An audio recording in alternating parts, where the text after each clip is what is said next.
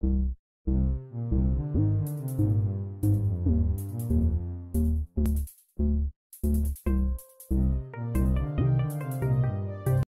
Students, welcome to my YouTube channel commerce classes by Vishal sir. आप सभी का मेरे YouTube channel commerce classes by Vishal sir में हार्दिक स्वागत है।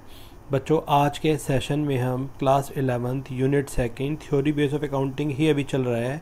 एक्चुअली आप इसे कह सकते हो थ्योरी बेस ऑफ अकाउंटिंग का पार्ट 3 कह सकते हो, उसे बेसिक अकाउंटिंग कॉन्सेप्ट का पार्ट 3 कह सकते हो। इससे पहले मैंने 3-4 वीडियोज़ बनाई हैं, और अगर आपने वो नहीं देखी हैं तो आप वो ज़रूर देखें।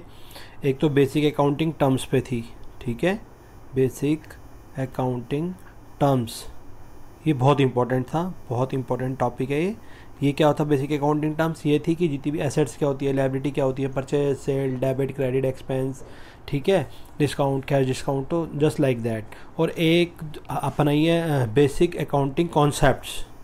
कौन सी है? Basic accounting concepts. ये बहुत ही इंपॉर्टेंट है। ये जो चैप्टर है थ्योरी का इतना इंपॉर्टेंट है कि ये 11th क्लास से लेकर CPT, CA फाउंडेशन, BBA सब में ज़रूर आता है, मस्ट आता है। तो ये थ्योरी के चैप्टर ऐसे हैं जो मस्ट आने ही आने हैं आपके। तो अगर आपने वीडियोज़ नहीं देखी हैं, 3-4 वीडियोज़ मैंने बनाई हैं, इनके लिंक्स आपको आई बटन में मिल जाएंगे जो ऊपर वीडियो के साइड में आते हैं, और वीडियो के एंड में जो वीडियोज़ आएंगे उनमें भी मिल जाएंगे। आइए आज हम और पढ़ाई की बात करते हैं, आगे चलते हैं। हम पढ़ेंगे आज सिस्टम्स ऑफ अकाउंटिंग।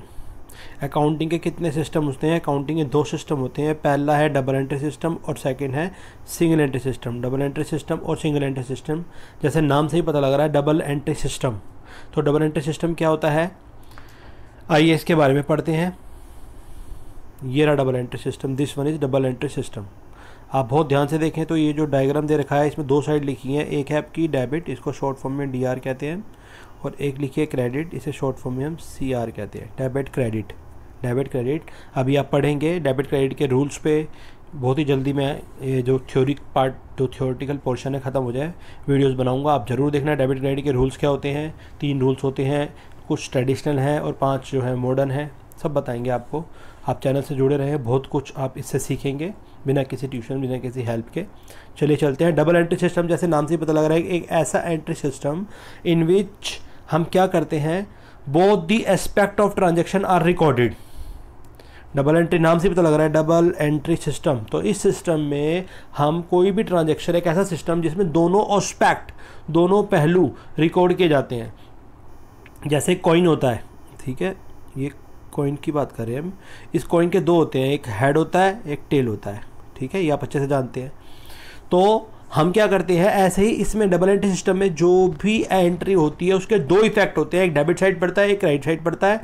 एक कहावत भी है इसमें कि there is credit behind every debit and there is debit behind every credit. मतलब वाइस वर्सा भी कह सकते हैं कि हर क्रेडिट के लिए एक डेबिट होता है, हर डेबिट के लिए क्रेडिट। तो अगर हम कुछ देते हैं तो कुछ लेने की एंट्री भी दिखानी पड़ेगी, कुछ लेने कुछ देने की भी दिखानी पड़ेगी। तो इसको डबल एंट्री बुक सिस्टम कहते हैं, जो आपकी है फाइनेंशियल अकाउंटिंग 11th क्लास में पढ़ रहे हैं। ये पहली बुक का नाम ही डबल एंट्री बुक सिस्टम है आपका, ठीक है।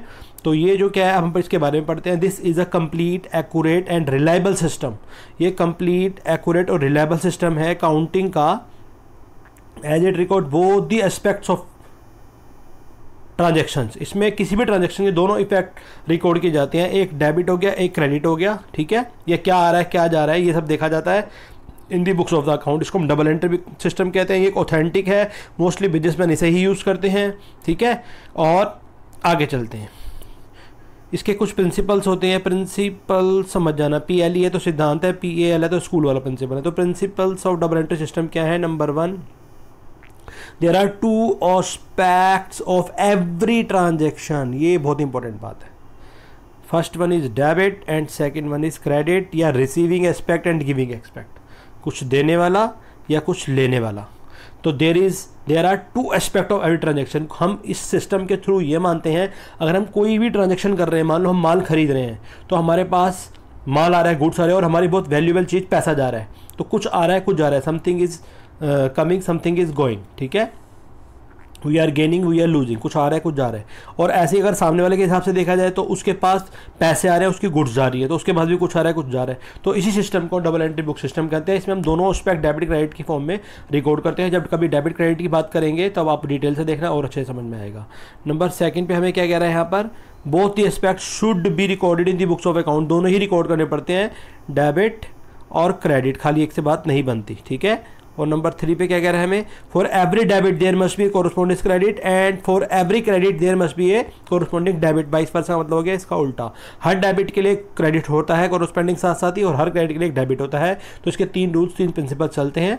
आइए आगे और चलते हैं। अब सिंगल एंट्री सिस्टम की बात करते हैं। जैसे कि नाम से पता लग रहा है आपको सिंगल एंट्री सिस्टम, तो ये एक इनकम्प्लीट है, कंप्लीट सिस्टम नहीं है as compare to double entry system. Double को ज़्यादा ऑथेंटिक माना जाता है, ज़्यादा बढ़िया माना जाता है, ज़्यादा रिलायबल माना जाता है। मोस्टली बिजनेसमैन डबल ही यूज़ करते हैं, सिंगल अब बहुत कम यूज़ होता है। हालांकि इस पर एक पूरा चैप्टर है आपके 11th क्लास में, ठीक है, क्लास 11th में एक पूरा चैप्टर है इस पर, सिंगल एंट्री सिस्टम या अकाउंट्स फ्रॉम इनकम्प्लीट रिकॉर्ड्स। ये हम जब एंड में पढ़ेंगे तब डिटेल में बात करेंगे। अभी फिलहाल आप इतना समझ लो कि अकाउंटिंग के 2 सिस्टम होते हैं, एक डबल एक सिंगल। सिंगल जैसे नाम से पता लग रहा है आपको, ये लग रहा हो कि इसमें सिर्फ सिंगल एंट्री ही होती है, नहीं ऐसा नहीं है, खाली नाम पे मत जाइए। इसमें ये कंप्लीट सिस्टम नहीं है सबसे पहली बात तो, ठीक है, ये कंप्लीट सिस्टम अकाउंटिंग नहीं है। इसमें कुछ ट्रांजेक्शन की तो डबल एंट्री होती है, ठीक है, डबल एस्पेक्ट रिकॉर्ड करते हैं। कुछ ट्रांजैक्शन, सम ट्रांजैक्शन का ओनली 1 एस्पेक्ट रिकॉर्ड करते हैं, और कुछ ट्रांजैक्शन को इसमें लिखा नहीं है, हम नोट रिकॉर्डेड भी करते हैं, नो एंट्री। कुछ ट्रांजैक्शन की क्या होती है, नो एंट्री, ठीक है, रिकॉर्डेड। तो ये एक्चुअली इसकी डेफिनेशन ये है कि under this system some transaction are recorded with both aspect, ठीक है, and for some transaction only 1 aspect is recorded, ठीक है, और for some transaction no entry for no entry recorded. तो ये नेट डेफिनेशन है इसकी, कभी डिटेल में बात करेंगे जब इस चैप्टर को पढ़ेंगे। फिलहाल आप इतना समझ लीजिए, it is a mixture of double entry and 1 entry का ही ये मिक्सचर होता है, एंड नो एंट्री, ठीक है। डबल एंट्री भी होती है इसमें, 1 एंट्री भी होती है, और यहाँ लिखा है इनमें नो एंट्री, जो आपको दिख नहीं रहा होगा इधर, ठीक है, ये होता है। तो ये इनकम्प्लीट है, नॉन साइंटिफिक है, नॉन रिलायबल है, और ये तो खैर बहुत कम यूज़ होता है। मुझे समझ नहीं आ रखा कि 11वीं क्लास के सिलेबस में रखा क्यों है, इसको हटा देना चाहिए। बाकी है तो पढ़ेंगे, कोई बात नहीं, आगे चलते हैं बच्चों। अब हम पढ़ रहे हैं बेसिस ऑफ अकाउंटिंग, ये अलग है। हम अकाउंट में क्या बेस लेके चलते हैं, बेसिस होते हैं 2, number 1 cash basis, number 2 accrual basis. Cash basis नाम से पता लग रहा है, एक्रूअल बेसिस नाम से पता लग रहा है। कैश, जब कोई ट्रांजैक्शन कैश में की जाती है, जब कोई परचेज कैश में करते हैं, जब कोई माल कैश में बेचते हैं, आपने कैश दिया, माल खरीद लिया, आपने माल बेचा, कैश ले लिया, तो वो कैश बेसिस, ठीक है। और जब अब कैश भी नहीं होता, एक्रूअल बेसिस पे काम होता है, तो ये क्रेडिट बेसिस हो गया एक तरह से, आउटस्टैंडिंग प्रीपेड, तो ये क्रेडिट बेसिस कहलाएगा, क्योंकि खाली माल कैश में ही नहीं बेचा जाता, उधार भी बेचा जाता, तो एक्रूअल बेसिस होता है, जो कैश ना हो, कैश का रिवर्स होता है एक्रूअल बेसिस, ठीक है। आइए पढ़ते हैं इसके बारे में। कैश बेसिस क्या होता है, ये आप देख ही लिए एग्जांपल, जब कोई भी ट्रांजैक्शन हम कैश के बेस पे करते हैं, ठीक है, कैश लिया जा रहा है, दिया जा रहा है इसमें, ठीक है, cash taken and cash given, दोनों काम हो रहे हैं इसमें, लेन देन, डेबिट क्रेडिट कैश पे ही हो रहा है, तो डेबिट में कैश आएगा या क्रेडिट में कैश आएगा, कोई भी ट्रांजैक्शन कैश की होगी, ठीक है। तो इसको कैश कहा जाता है। Recording of transaction is made only when cash received और पेड, जब कैश मिलता है वही लिया जाता है या दिया जाता है या रिसीव होता है, पेड होता है, तो हम कैश बेसिस पे ट्रांजैक्शन करते हैं। For example receipts and payment account of NPO organisation, ये कैश बेसिस पे ही बनाया जाता है, ठीक है। ये 12th में खैर अभी तो आप काफ़ी पीछे हैं, 12th वालों को मैंने एनपीओ को पूरा बना रखा है, देखना चाहे तो आप देख सकते हैं। दूसरा होता है एक्रूअल बेसिस। एक्रूअल एक्रू का मतलब होता है उपार्जित होना, कमाना। Accrual day by day, earning day by day. Accrual का एग्जांपल देता हूँ, आपको समझने की कोशिश करना। मान लो आप कहीं पे जॉब करते हैं, ठीक है, जॉब कर रहे हैं, आपने महीने की 1 तारीख को जॉब की, फिर 2 तारीख आई, फिर 3 आई, फिर 4 आई, फिर 5 आई, एंड सो करके आपकी 30 तारीख आ गई महीने की लास्ट डे।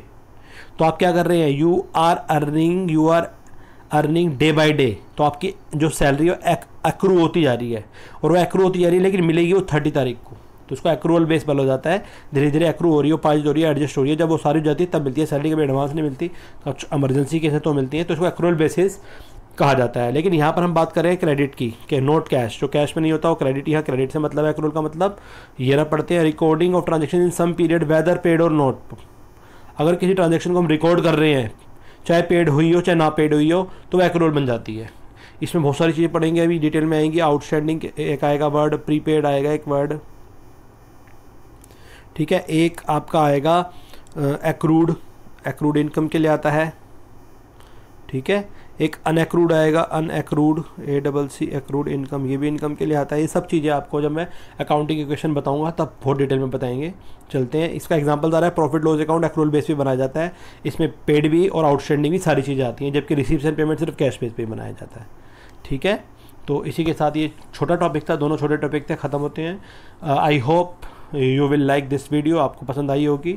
और अगर आपको अच्छी लगे तो आप इसे लाइक करें, मेरे चैनल को सब्सक्राइब करें, मेरे चैनल से जुड़े रहें। धीरे धीरे आपका अकाउंट सारा अच्छे से क्लियर कर दूंगा, खासतौर के 11th के बच्चे जितने हैं। 12th पे भी मैंने बहुत सारी वीडियोज़ बनाई हैं, उन्हें भी आप देखें, अपने साथियों को बोलें। इसी के साथ मेरे चैनल को देखने के लिए